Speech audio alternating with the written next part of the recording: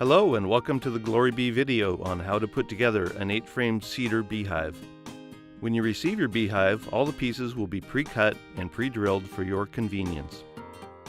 As you are assembling your hive, make sure the hive is in square. To assemble your hive, you can use a screwdriver or drill with a bit. When assembling the hive, glue is not necessary, but it does add additional strength. It is a good idea to elevate your hive off the ground. You can use cinder blocks or a pallet.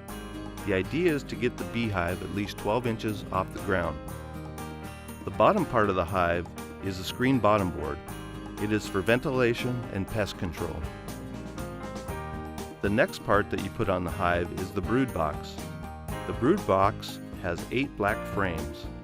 They are black so that you can see the white larvae against them.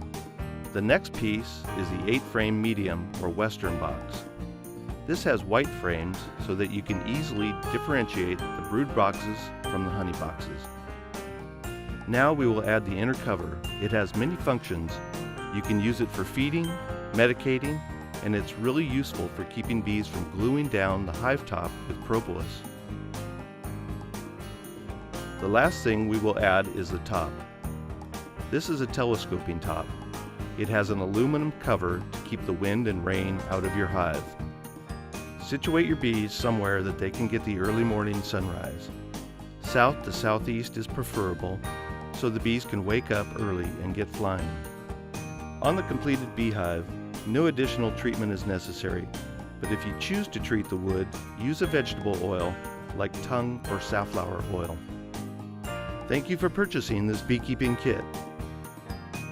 For each kit sold, GloryBee is making a $10 donation to the Save the Bee organization.